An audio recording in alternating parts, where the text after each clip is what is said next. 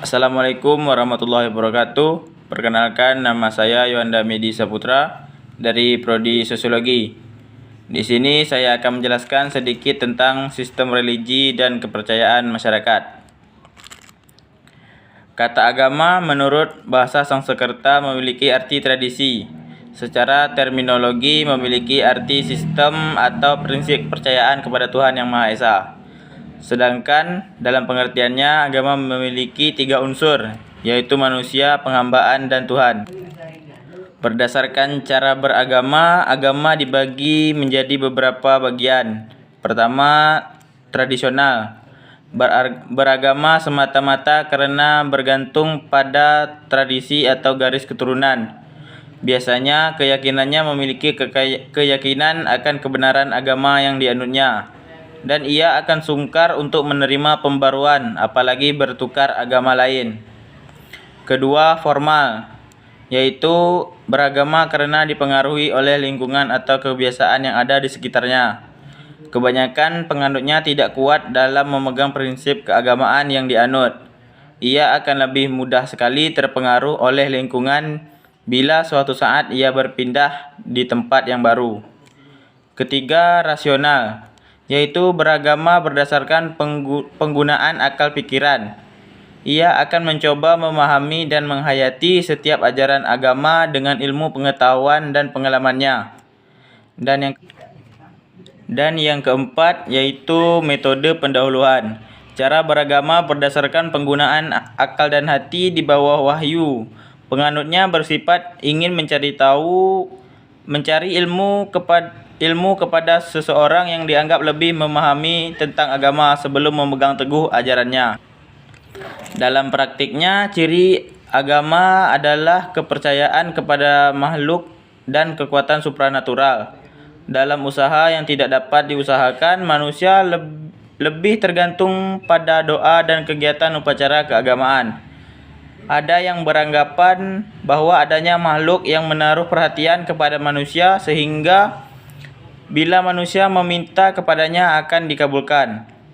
Dewa dan dewi adalah makhluk yang dianggap mengendalikan alam semesta.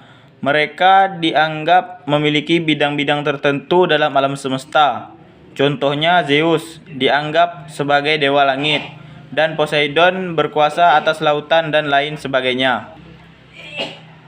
Animisme dan animatisme. Salah satu kepercayaan yang dianut oleh sebagian masyarakat adalah animisme, menganggap alam semesta dijiwai oleh berbagai macam roh. Misalnya dalam adat Dayak dipercayai bahwa padi memiliki jiwa, dan mereka bersaing untuk mempertahankan jiwa tersebut sebagai wujud kegagalan panen. Kepercayaan animisme cocok bagi penganutnya yang mempercayai bahwa dirinya bagian dari alam. Bagi mereka, dewa dan dewi kurang penting bila dibandingkan dengan roh-roh dalam hutan. Bila pun ada, dewa dan dewi hanya dianggap sebagai pencipta bumi dan layak untuk digunakan manusia.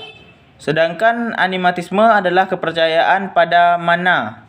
Mana bersifat fisik, namun dapat mengungkapkan diri secara fisik. Contohnya, seorang prajurit yang menang dalam perang dianggap bukan berasal dari dirinya, melainkan dari mana yang terdapat pada jimat yang tergantung pada lehernya. Jika kalah, dianggap bahwa doanya tidak dikabulkan oleh adanya dewa yang marah terhadapnya.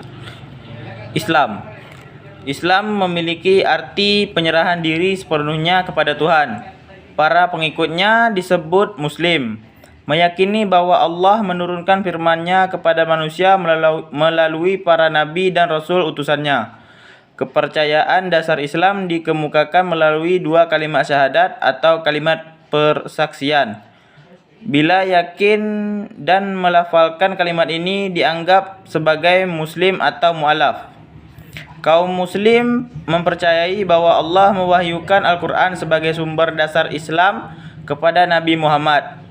Islam memberikan banyak amalan keagamaan seperti kewajiban memegang 5 rukun Islam, yaitu mengucapkan 2 kalimat syahadat, mendirikan sholat 5 waktu wajib dalam sehari, berpuasa saat Ramadan, membayar zakat, dan yang kelima, menunaikan haji bagi yang mampu, baik secara fisik maupun materi.